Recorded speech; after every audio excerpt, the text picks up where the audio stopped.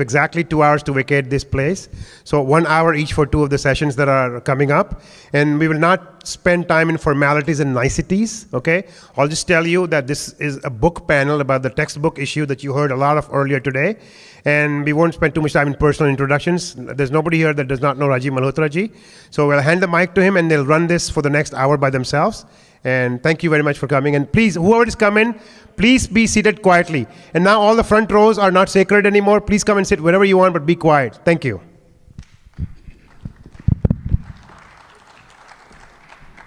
Thank you, Shashi ji. Can you hear me? Is it correct? Okay. I'm delighted to be here. I woke up at 4 o'clock in the morning, and it's taken me like 10 hours to get here from Newark. But this is the most important reason I wanted to come here for this particular panel. It's a very historic panel. It summarizes things that have happened over the last 25 years, occupied the lives of many of us on the panel, and you will see in a moment why this is so important. To get the ball rolling, well, firstly, let me just introduce people that are on the panel. Kundan Singh and Krishna Maheshwari are on the panel. Tushar Pandya and Arvind Kumar from Kaping. These are all individuals who have worked on the textbook fight, not giving talks in forums where it's like-minded people and where we are in our comfort zone and feeling very good about each other, but going out of the comfort zone into the Kurukshetra, into the enemy territory, facing the problem, being sometimes outnumbered, and doing something which may not be very popular, generally not very popular with the audience that they are doing it before, high risk, and doing it on their own. So this is why I like this kind of panel, because they're actually doing the Kshatriyata rather than just sort of talking about it. And you will see that in a moment. We have limited time, and we'll go through in a certain sequence. Now, an important milestone today is we are releasing a book co-authored by these two gentlemen, published by the Infinity Foundation. We will launch this, and then we'll tell you why this book is so important, and the whole panel actually deals with the subject of what this book is about. So maybe we'll stand and open this and do a little photo op for everybody. Yeah? You want to open this? Sure. First copy to the authors.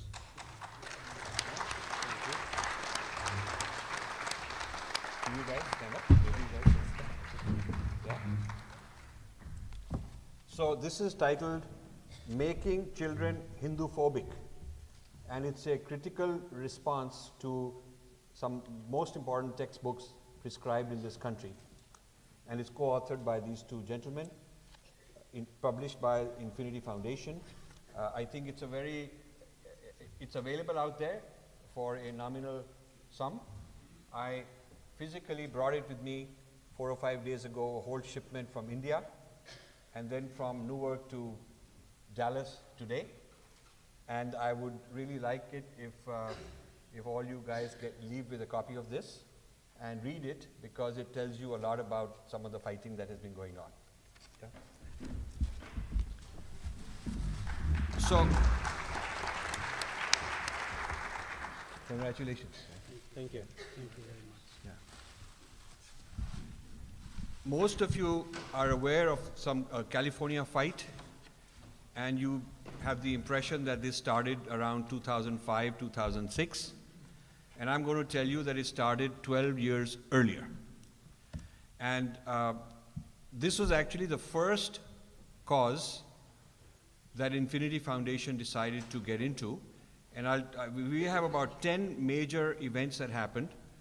There are some people here who were involved in the early days. Mrs. Kamlesh Kapoor, if she's here. I haven't seen her in many years. Right here in front. There. Wonderful. So you were part of this in the early days. The whole thing started because our foundation was trying to promote India in the school systems in New Jersey. And part of the program, we were taking students and parents to Rishikesh and Haridwar and Nepal to show them various sites during spring break. And we did that for a few years. This became a very big success. And then we decided to gift about 500 copies on Hinduism to the library system so that school teachers, students could have them. And a big surprise was when one of the teachers who actually went to Rishikesh with me, an American Christian guy, and converted to Hinduism, formally converted to Hinduism. And so he's got a Hindu name and he's a Hindu. He calls me saying, there's a serious problem we ought to talk about. And this changed my whole focus after that conversation. What he said is, academic people have called, looked at the list of books that we are giving, and complained that some of these books are not suitable for children, and parents will complain. So I said, what are these books? So he listed all the books that had to do with Sri Ramakrishna and Swami Vivekananda. And he said that it has been proven and established by the academy that these guys had a sexually abusive relationship and all sorts of things. Many of you are familiar with the whole Wendy's Children saga that unfolded. This is how I got to know about it. So at that time, we started talking about it in the social media, and the other side was attacking us because they thought it's a given fact, and we are being this Hindu chauvinist trying to defend it. So I was really concerned that if this is what's going, if this kind of a book is not allowed in the school system, then we really got a problem. And this led to a whole lot of fights that I can't repeat because it'll take too much time, but most of you who've seen my work know about those fights. So I took this to a number of people who refused to do anything. The Indian embassies wanted nothing to do with it. The major gurus were talking about, that we are talking about this spirituality and we don't want to get involved in all these controversies. And the political groups who had a Friends of XYZ in USA, none of them wanted to do anything about it because it was too controversial, too much risk, too much hard work, plus mainly they didn't know much about it. So I went to Swami Dayanand Saraswati, and he encouraged me. He was the first person who encouraged me. And he said, give talks about it in the Gurukulam, in Ashtavidya Gurukulam. So I started giving talks in the 90s. Several talks we gave. And then we created a team, and Mrs. Kamlesh Kapoor was on that team. There was Yvette Rosser, there was David Gray, there was Madhu Kishwar, people like that we brought. And we started going to academic places and giving a critical review about the portrayal of Hinduism in American textbooks. Then we sponsored this magazine. This is called Education About Asia. This is a magazine that goes to, at least in those days, it went to 20,000 American school teachers of history and cultural studies, probably now even more. And what we found is that this Education About Asia had never written about India. They were writing about Japan, China, Middle East, and that was their idea of Asia. India was sort of just not there. So we had to negotiate with these guys. They are related with run by the Association of Asian Studies. Wendy Donica was the chair of that association at that time. So we had to negotiate with these guys, pay them in the six figures in dollars to get the right to publish, get them to do one special issue on India. And we got lots of authors. We sponsored all these authors to write articles, quite a few people, Arvind Sharma, Bob Thurman, Madhu Kishwar, Yvette Rosser, many other people wrote articles in this. And this created a huge stir because when copies of this went to all the school places, and we are writing from our point of view, it got a huge reaction, angry reaction from them, and in the letters to the editor and so on. So this started a stir. And in one of the conferences, where we sent a panel, Kamlesh Kapoorji was there, and she was very important. Several of the other people were very important in those days. All this was going on, and then the state of New Jersey had a very Hindu-friendly governor. Unfortunately, later on, he had some kind of a sex scandal with his chauffeur or something, and so he had to resign. But during his tenure, he was very friendly to us, and he created a commission on Asian studies, and I was made the chairman of that.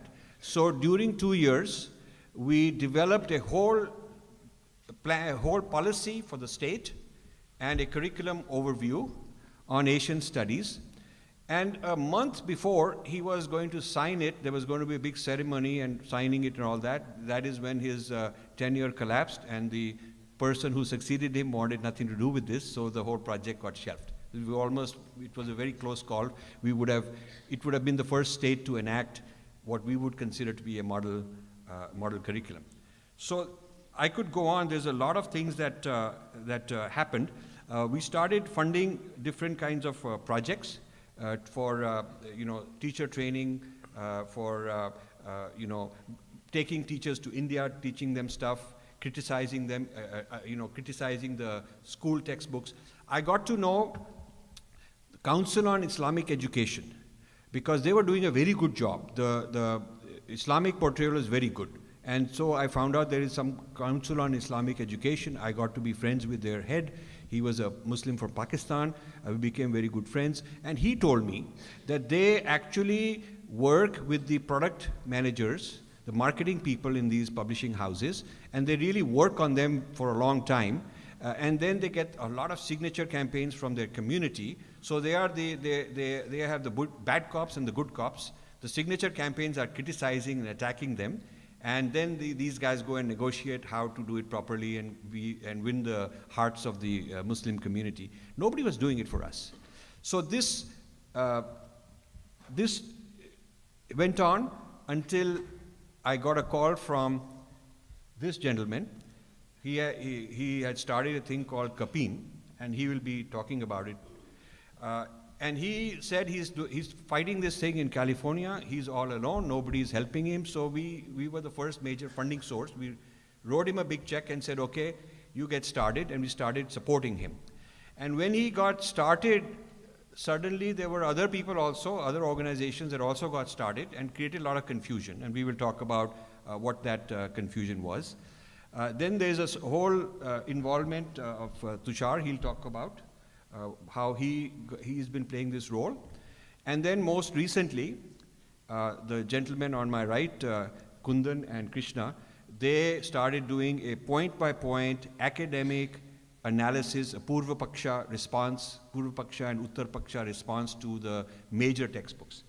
And that work which they did is what we are publishing in this book today. So it's a long story. After the first 10, 12 years, I pulled back because I felt others should take over. I moved on to many other issues and many other fights, some of which you know about, and other people like Kapeen took over. And now we are all coming back, celebrating a milestone before all of you, and giving you an update on what this whole journey has been for each of us. So I will start by giving, let's say, 15 minutes to the two of you, 15 minutes for each of you, and then we'll have a little bit of time for discussion. Is that fair? Yep. Okay. So you take over and tell us about your work now. Sure. Thank you very much, Rajivji. The reason why I'm here is definitely to launch the book, but more importantly, I want to share my experiences that I have accrued in the last couple of years. And I personally feel that this experience will be very helpful to the Hindu community in fighting this battle. It actually is a battle, and it should be perceived as a battle. And the process in California is ongoing at this point in time, but in terms of the framing of the framework by the State Board of Education is complete. And if I'm not mistaken, in the next few years, there will be other states that will be up for review of the framework. And as many of you would know, that the framework which gets vetted by the State Board of Education basically goes to the publishers, and the publishers write the textbooks based on the framework. So the whole idea is that if the framework is faulty, the books definitely will be faulty. And what are the ways in which we can actually arrest this problem? The problem certainly is huge, and being an academic, my first emphasis would be to do an academic review of the framework and of the textbooks. But what I've come to understand is that the academic review of the books is not going to be enough. It has to be conjoined with the legal violations that take place. And if you are able to bring these together, it is then that you will be able to fight this battle effectively. And the reason why I say this is that there are very, very few academics who are actually putting their neck out. And the reason why they're afraid to do this is because we have a very long history of distortion of the discourse, which was done during the colonial era. This must not be news to you. But what is news to you, or what may be news to you, is basically this particular book. It is titled The History of British India, and it is written by James Mill. This book was put together in 1817 after 9 years of research. And when you go through this book, there's one section which specifically deals with the Hindus. Then you will find that it's a very comprehensive piece of hate literature. You will be hard-pressed to actually find one positive representation of Hindus in this particular book. James Mill, he was an employee of East India Company. And when the British government took over, this particular book became the textbook for the training of the civil servants who were working in India. And it remained a textbook for 50 years. This entire discourse was taken up by the British education system in India through the universities that they launched. And the discourse became part of the mainstream discourse. And it has continued since. We all know that in independent India, a critical analysis of the discourse never took place. And if it didn't take place in India, we should not expect that the Western academia would do it. In fact, we are the ones who should have done the review of this particular book or this particular discourse, and we should have challenged this discourse in as many ways possible. So as an academic, when I look at a discourse, I need to go into the genesis of a particular discourse. And what I found, that this book is basically the foundation of that particular approach. So in order to change the discourse, my suggestion is, or my humble submission is, that you go through the chapters that he has written on Hindus. And when you start analyzing a particular text, connect the discourse on the current text with the discourse which is present in this particular book. My conclusion and analysis of this book is, or the discourse is, that whatever is politically correct in these times were written in very politically incorrect ways during the colonial times. So what you are encountering today is just a politically correct version of a highly politically incorrect discourse. So in my understanding, that is the first step. Connect the present discourse with the discourse which was put together by James Mill and some of his other comrades. The second one, of course, and that is a larger enterprise, which is to basically gather evidence from the Indian tradition, from the perspective of Indian cosmology, which refutes this discourse on the basis of evidence. And it is an ongoing work, Scholars need to come together, and we need to write many books, many journal articles, and do whatever is possible to basically pump that discourse into mainstream academia.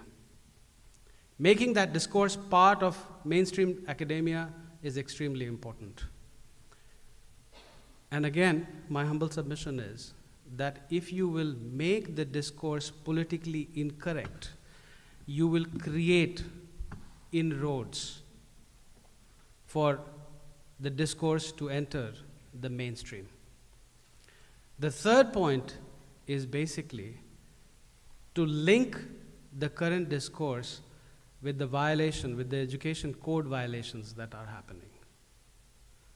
And once you bring these three aspects together, these three approaches together, what you basically have is a very, very powerful instrument and a very powerful tool which can be used for changing the discourse, definitely at the grade level. So these are some of the points that I want to make, and I will be very happy that this approach gets replicated in other states so that the work that we are doing in California does not go waste. And having said that, I would want to hand over the mic to Krishna Maheshwari, who will take it up from here. Thank you. So I'm not an academic, and I find it really hard to talk while sitting down. So I'm going to stand up, if you'll forgive me, Rajivji. And also, could we go on full screen mode here? So when I was invited to join this panel on this discussion, I said, what am I going to talk about? I've partnered with Kundanji, who is an academic. I only play one in front of the state board. So I have nothing academic to share. So I thought I'd reflect on experiences and lessons from the process. Because when I started in this effort 3 years ago, and I asked, we have fought this battle 10 years ago. I didn't even know about what you did in the 80s to even ask the question. There were no lessons that were passed on to me. And so what we did, we struggled and we learned. And so at this conference, in a family setting, because everyone here literally is a part of the same family, I wanted to be frank and open about the things we've learned so we can institutionalize the knowledge. So when this happens somewhere else, because it has, and is pervasive, we know how to fight it. Academia is a part of the answer, but it is not the answer, because the battle is not academic in nature, but it is given the guise of one. So just a brief introduction of what happened in California, or the documents you will hear us talk about, you will read about in the book. There is the History Social Science Standards. It's a set of bullet points, about 10 in number, that are framed in California law. There are 19 states with very similar bullets in their respective law books, because this is done at the state level. This can only be changed by an act of the state legislature. There is the History Social Science Framework. There are very few states that have one of these, and California leads the way in the depth in which they cover the topics that they want covered in their textbooks. The best way to think about it is it's a model textbook that the State Board of Education puts together and gives to publishers. And then what their process states is they must enforce that it is adhered to within the textbook. And any standardized test in the state of California references this document in its creation. So that's the role of the framework. The third thing are the textbooks. Because California is California and the 6th largest economy in the world, California has a special place in the US. Every publisher will create a California edition of their books. What many don't know, what starts in California gets adopted in the rest of the US. There's a gap of 1 to 1.5 years between when publishers publish the California edition, and then they adopt it for what I call their national curricula. When it comes to history, social science, and specifically with respect to India and Hinduism, that is the material that goes everywhere else. When it comes to other topics, other states will make tweaks. But in this topic, no state makes a tweak. I've reviewed all 19 state standards. They're all roughly the same. None of them have anything that goes beyond, in any one of their 15 or its less bullets, what is defined between the California standards and the California framework. Next slide, please. So in terms of the process, who is involved and who are the actors? And this gets really complicated, but it's important to understand bureaucracy. If you thought Indian bureaucracy was bad, you're going to be surprised. But before we do that, the standards are passed by law, the framework is developed, it's revised once a decade, roughly. We were involved in 15 and 16. Textbooks are approved after reviewing the standard, ensuring they're adhered to. That was done in 2017 in November. And then the approved textbooks are rolled out and sold district by district into all 1,100 of California's districts. So that means they engage with the massive sales team selling their books in an open market competition. But state funding for textbooks can only be applied to approved textbooks. What that means, if a book is rejected, a district has to use its own money. They cannot use state money, which is a powerful incentive to only adopt approved textbooks. All right, click once. So, as I said, California state standards set by the legislature, written into law by the governor. We didn't do anything there, so I'm not going to spend any more time on that. Click once. In terms of the framework and the approval process, there's three bodies. The State Board of Education, they're the body at the highest level in the state that says here. When they stamp, that is approved, it's done, it's sealed, until the next revision process in a decade. They, of course, being a bureaucracy, hand it off to their own sub-body, the Instructional Quality Commission, which makes a recommendation to the State Board. But again, being the government, they create a subcommittee. And they create many subcommittees, but they create one specifically called the Subject Matter Committee for History, Social Science. That is the body, when anyone stands up and says we were working in California, we spent most of our time with that subcommittee. Click once. Now the committee, again, being a bureaucracy, goes and hires a bunch of people who are on their staff that author the framework itself. And of course, being the government, they outsource the job. And what happened in California is they outsourced to the California History Social Sciences Project, which is a nonprofit sitting inside UC Davis. Many of you will start recognizing the problem right here.